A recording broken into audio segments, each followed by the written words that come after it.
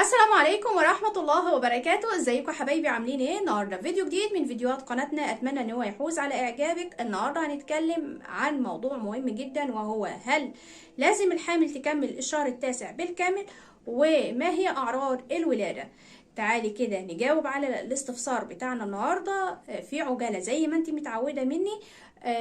بس في البداية لو مش مشتركة في القناة نشترك في القناة، نفعل زر الجرس عشان يوصلنا كل جديد وحصري من القناة، والقناة تكبر بيكو ليكو ان شاء الله. يلا بينا، بسم الله الرحمن الرحيم. في البداية تعالوا نجاوب على اول سؤال معانا، وهو هل الحامل لازم تكمل الشهر التاسع بالكامل ولا لا؟ طبعا الموضوع بيختلف من سيدة لأخرى ومن حمل لآخر.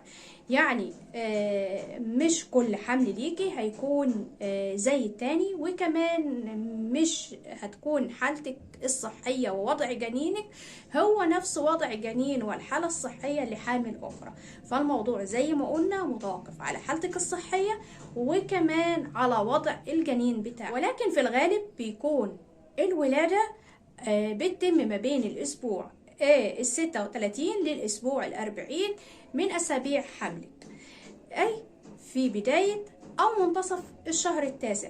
وكمان لو انت حامل لأول مرة طبعا بيتأخر معاكي كمان المدة عن كده، وممكن ان تاخدي التاسع كله بالكامل. فمفيش قلق او مفيش استعجال في الامر. طبعا كل جنين قلنا ليه وضعه الخاص، وكل حمل ليه وضعه الخاص. ايه هي اعراض وعلامات الولاده؟ تعالي اقولك عليها بكل بساطه. اول حاجه هتلاحظي نزول افرازات كثيفه جدا، وهي عبارة عن طبعا الإفرازات دي عن السدادة المخاطية اللي بتمنع دخول أي بكتيريا لعنق الرحم، وهذه البكتيريا ممكن إن هي تضرك أو تأذي جنينك.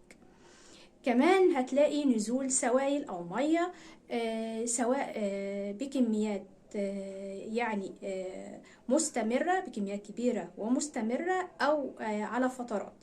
كمان هتلاقي عندك تقلصات شديدة، وسواء كانت برضو بشكل مستمر أو بصورة متقطعة.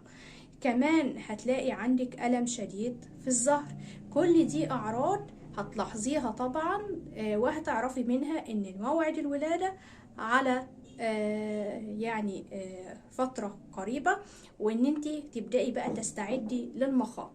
بكده اكون خلصت معاكي اجابة السؤالين بتوعنا النهاردة. ولو عندك اي استفسارات تانية او اي حاجة عايزة طبعا تفهميها، اكتبيها لي في الكومنتات، هتواصل معاكي سواء في الكومنتات او هعمل لك بيها فيديو زي ما انت متعودة مني باستمرار. استودعكم الله الذي لا يضيع ودائعه، اترككم في رعاية الله وامن حفظكم الله ورعاكم. باي باي.